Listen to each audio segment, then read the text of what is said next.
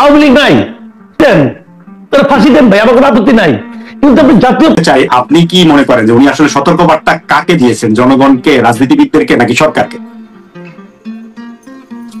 উনি আসলে মানে আমাদের যে আন্দোলনটা হলো, মনে করেন জুলাই অগস্টে যে ঘটনাগুলি ঘটলো, এই ঘটনাগুলোতে আমরা কিন্তু স্পষ্ট দুটো পক্ষ দেখেছি। একটা পক্ষ হলো যে শেখ হাসিনা এবং তার যারা অনুগত তাদের পক্ষ, যারা সরকারে ছিলেন তাদের পক্ষ। এর বিপরীতে বিশেষ আপামর জনসাধারণের একটা অবস্থান, একটা পক্ষ, এবং সেই জনসাধারণের অবস্থানের সঙ্গে শেষ দিকে এসে সেনাবাহিনী যুক্ত হয়েছিল। আমি এভাবে জিনিসটাকে দেখি। তো উনি বলছিলেন যে আমরা যেন সতর্ক হই, আমরা যেন নিজেরা না করি। আমরা এই যে ওনার আমরা হলো যারা ওই আন্দোলনে ওই সময় শেখ হাসিনা সরকারের বিপক্ষে ছিলেন তারা,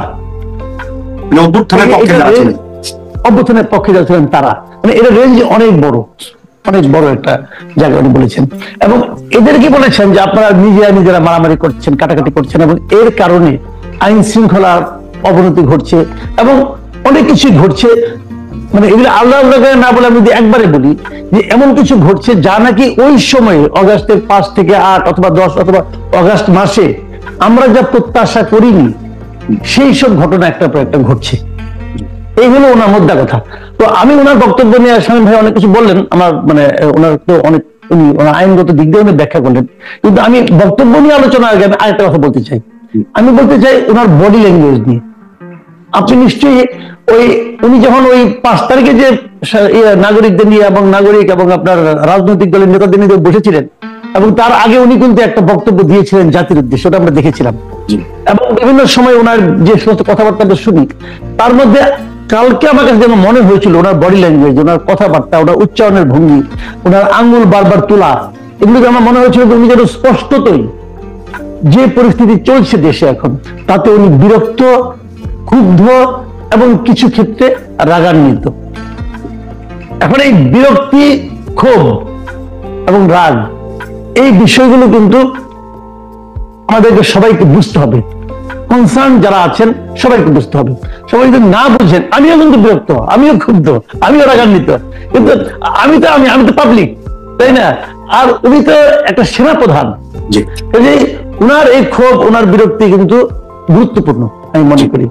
এখন এই বিরক্তি এবং ক্ষোভ তারা কতটুকু বিবেচনায় নেবেন সবাই, এটা কিন্তু মানে তাদেরকে বুঝতে হবে। না বুঝলে কি হবে এটা তো পরবর্তীতে দেখা যাবে। তার ইঙ্গিত উনি কিছুটা দিয়েছেন। তবে একটা জিনিস আমি যেটা মনে করি পার্সোনালি, সেটা হলো দেশে এখন যে পরিস্থিতি চলছে, ভাই আমাদের দেশে মানে যদি যার যা ইচ্ছা করার যে স্বাধীনতা, এই স্বাধীনতা বোধ হয় এখন যে অবস্থা চলছে এর চেয়ে বেশি আর কখনো ছিল না। যার যা ইচ্ছা করার স্বাধীনতা। আপনি বদরুল নাবিল আছেন, আপনার সঙ্গে আমার শত্রু আছে, আপনার সঙ্গে আমার এক ধরনের শত্রুতা আছে। আমি আপনার বাড়ি ঘর পড়ে যেতে পারি ভাই, যদি লাখ টাকা খরচ করি, কিছুই করতে হবে না আমার। কিছু লোককে কিছু ইয়াং আমার কত করে টুকাই নিয়ে আসবো, টুকাইতে কিছু টাকা দিয়ে দেবো, 1000-20 টাকা দিব, তোরা এটা খাওয়া দাওয়া কর আর ওই বাড়ির সামনে যা। আরো কিছু বয়স্ক লোক দেবো, আরো কিছু লোকজনকে আইনে হাজির করবো, বিভিন্ন বুঝতে পারছেন কাদেরকে হাজির করতে হবে। এনে বলবো ওই বাড়ির হিসাবে, তার জায়গায় বলবে আপনার বাসায় আপনি আওয়ামী দোসরকে লুকিয়ে রাখছেন, তারা বাসা সার্চ করবে, পাইলো না, ভাঙচুর করলো, পুরাই দিল, আপনি কিছুই করতে পারবেন না ভাই। এই যে দেখা যাবে আপনি কিছুই করতে চান, পুলিশকে ফোন করবেন, পুলিশও আসবে না। তো দেশে তো এই অবস্থা এখন চলছে। আজকে দেখবেন আপনাকে শিক্ষা সফরে গেছে কয়েকটা বাস, সেই বাস থানায় লুটপাট করছে, ডাকাতি করছে। আপনি বলেন এই দেশে কখনো এমন হয়েছে যে শিক্ষা সফরে বাস লুটপাট? কোনো কিছু হবে না, আপনি কাউকে পাবেন না। 3 ঘন্টা ধরে বাস ডাকাতি হয়, থানা মামলা নেয় না। এই থানা করে এখানে শুরু হয় নাই, যেখানে শুরু হয়েছে সেখানে যান, আবার ওখানে গেলে বলে না এখানে শেষ হয় নাই, যেখানে শেষ হয়েছে সেখানে যান। এখন ওই অপকর্ম কোথায় শুরু হয়েছে কোথায় শেষ হয়েছে এটা আবার কিন্তু দায়ী করবেন আপনারা। তো এই দেশে এরকম হচ্ছে, তার মানেটা কি? কেউ দায়িত্ব নিতে চাচ্ছে না। আর যারা ক্ষমতায় আছেন তারা বসে বসে দেখতেছে, তারা বোধহয় মজা নেয়, আমার যেটা ধারণা আর কি। ওদের মজা নেওয়া ছাড়া কোনো কাজটা আমি দেখি না। আর এর মাঝখান থেকে আন্দোলনের যারা দাবিদার, যারা আন্দোলন করেছে বলে দাবি করে আমরা একাই আন্দোলন করেছি, তারাও দেখি আজকে মারামারি করে। এই ছাত্রদের এক কমিটি করছে, কমিটি নিয়ে 2 দফা মারামারি হয়ে গেছে।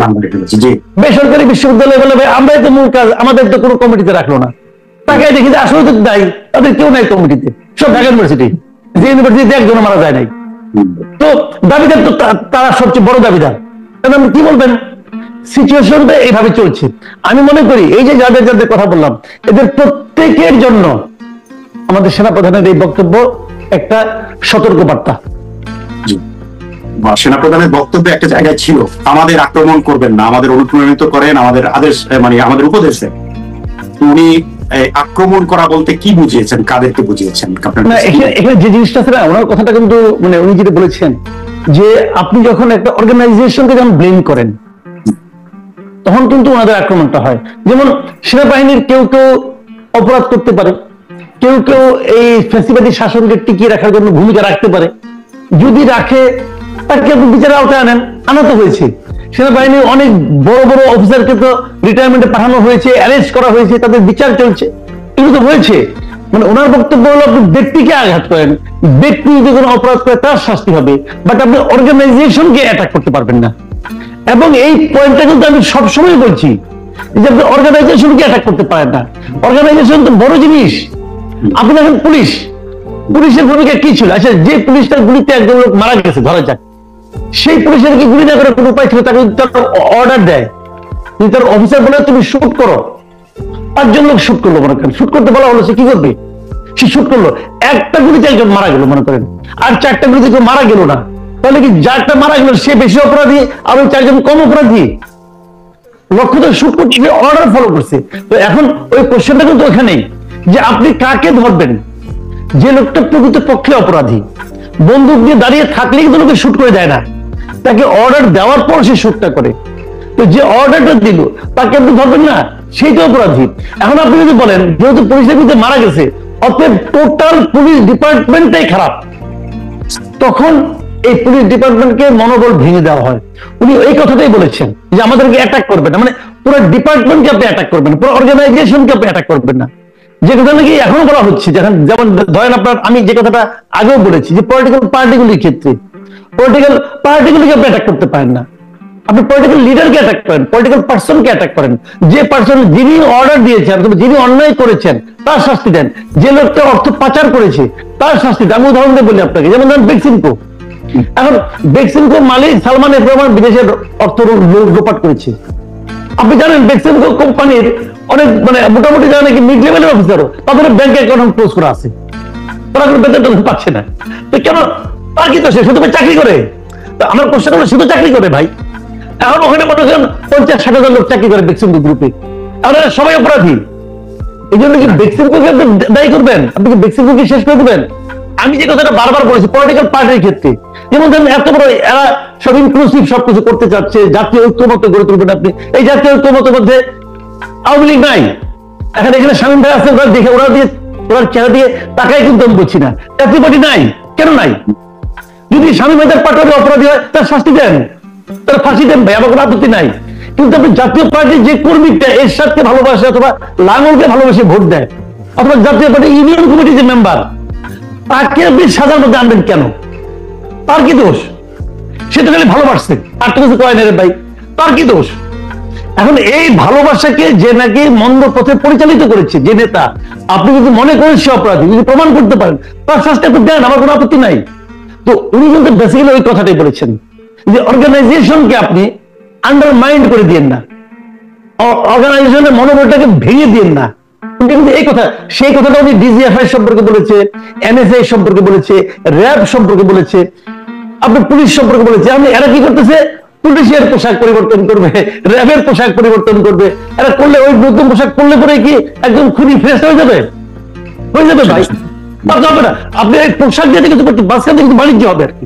ওই পোশাকের টেন্ডার কে পাবে না পাবে এটা নিয়ে মোটামুটি একটা বাণিজ্য হবে, এই তো হবে। তো আসলে আমরা কিন্তু কোনো চেঞ্জ দেখতে পাচ্ছি না, হতাশাটা এই জায়গায়।